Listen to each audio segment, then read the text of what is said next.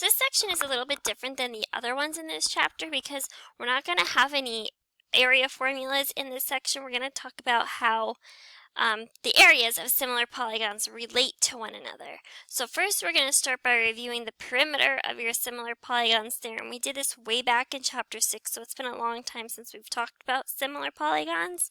But the ratio of two perimeters of two similar polygons is the same as the scale factor. So the ratio of your perimeters is the same thing as the scale factor when you reduce both of them. So you do have this image here. Remember that you have to find a pair of corresponding sides. So you have A and B. I'm going to rewrite that somewhere else where the screen works. So A to B is the scale factor, and then you would just reduce that if you can, but it's letters and not numbers, so you can't reduce it.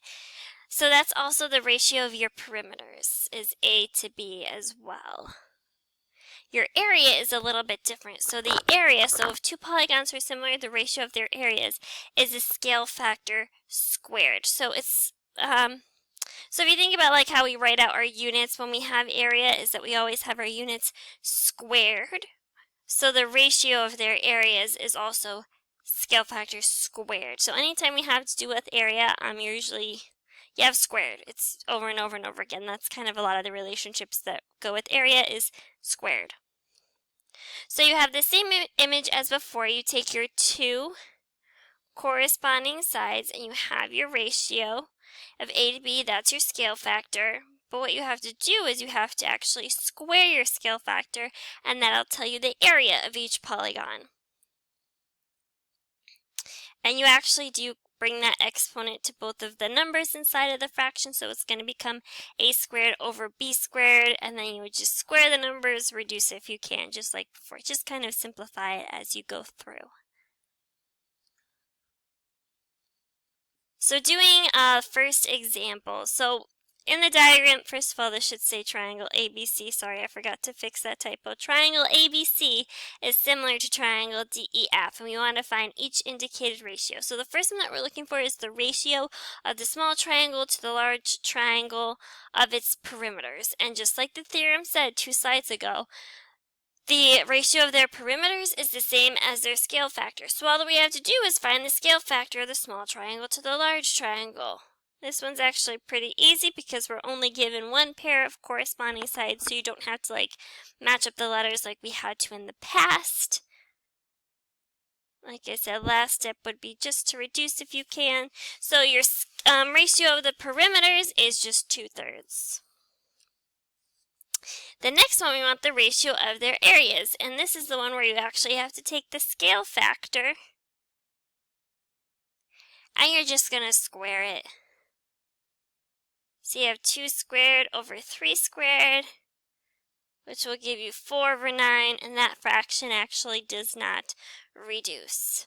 One thing that I do want to point out to you is that instead of doing 2/3, if you actually did 8/12 squared and you went through and you simplified, you would still get 4/9. You would just have to simplify the fraction a little bit more.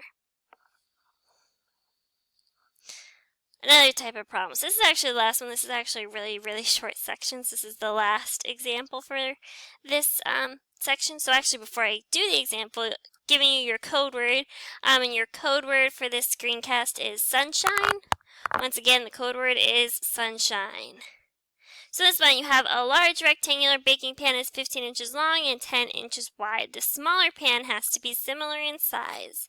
And you know that the area has to be 96 square inches. So kind of another place where you would see a type of problem like this is if you kind of did any type of like work with materials like carpet, construction, any sort of building tools like pieces of wood. If you knew the area that you had to cover, like how people like have to lay grass in their yard, if you know you have really terrible grass and you need new grass, or you dug everything up and you need new grass, you know the area that you need to cover, but you have to figure out the dimensions. So this is actually a really great way to actually do that. This is probably the easiest way to do it. Make sure you don't get it wrong.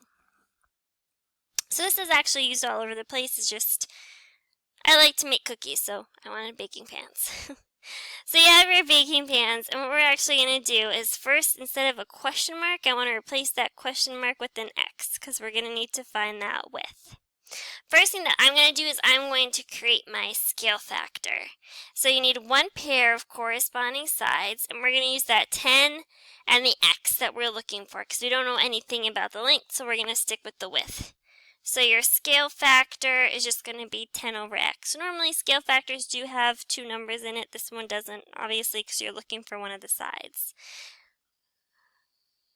The next thing that you have to realize is that it gives us the area, so we're going to have to square the scale factor. Now, if it gave us a perimeter, we wouldn't have to square it. It would just be perimeter flying solo all by itself, same as a scale factor. If it gives you the area, you need to square your scale factor. And what we're going to do is we're going to take that scale factor squared is equal to the ratio of your areas. So up here, remember 10 was on the top and the 10 came from the larger baking pan, so we need the area of the larger baking pan to go on the top. And then the X came from the smaller baking pan, so we need the area of the smaller baking pan on the bottom. You just have to make sure that you're lining them up the same way that we did back when we did chapter 6. From here, we're just going to kind of go through and we're going to simplify a little bit. So you have 10 squared over X squared, so 10 squared is 100 over X squared is equal to 150 over 96.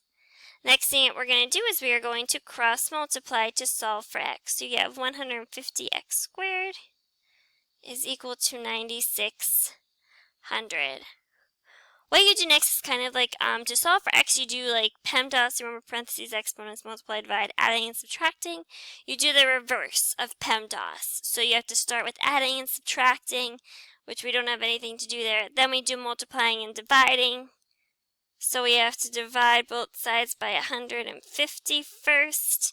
I'm going to kind of continue over here because I ran out of space on the bottom there. And we get to X squared is going to be equal to 64. Now we can take the square roots of both sides. And we get that X is equal to 8. So we know that the width of the baking pan is now going to be 8 inches. You will see other problems like this, so if you do have questions on this one specifically, please let me know. But other than that, this is our last example, so you can enter in the code word for this screencast and make sure that you take a picture of the assignment when you have finished it.